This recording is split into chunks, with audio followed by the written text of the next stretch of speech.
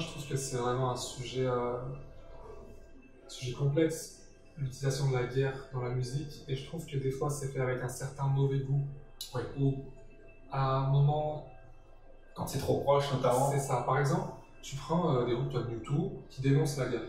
C'est tout à fait. La fameuse chanson Sunday Bloody Sunday. C'est un morceau magnifique, le message est beau, c'est parfait. Tu prends des morceaux qui vont faire, on va dire, l'éloge de guerres lointaines, de la guerre du Péloponnèse, de la guerre Qui sont déjà elles-mêmes déjà romantisées actuellement. C'est ça.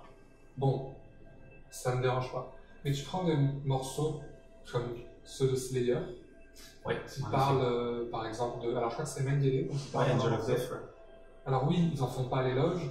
Mais ils l'utilisent en tant qu'horreur. C'est ça. Alors qu'il y a encore une mémoire de cette guerre-là. Exactement. Il y a encore des gens qui l'ont vécu, ou leurs parents l'ont vécu, ou leurs grands-parents l'ont vécu. Et alors moi, autant j'aime ce groupe, autant je comprends complètement qu'ils soient pris des procès, etc.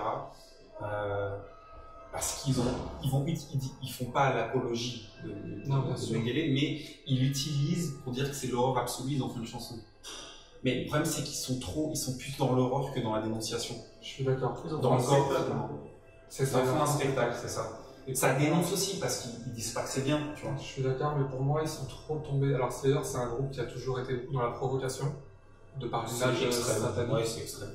Pour moi, on va dire, c'était au mieux maladroit, et c'était une sorte de provocation qui n'avait pas lieu d'être. Ouais. C'était déplacé. Ils sont pas vraiment satanistes, ils jouent sur le gore. Oui, bien sûr.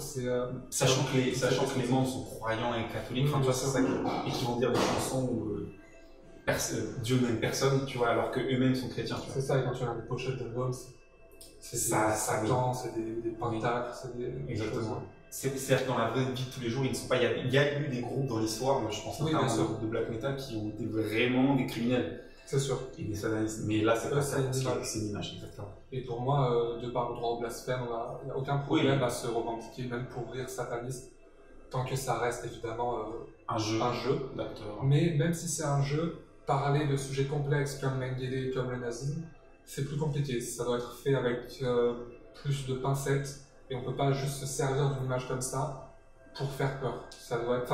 Après, c'est une conception personnelle, chacun a un rapport différent avec ce type de provocation, ce type d'art. Mais voilà, pour moi, c'était maladroit. Et alors, on prend eux parce que c'est un exemple un peu évocateur, mais il y en a plein. C'est pas contre vous, c'est bien.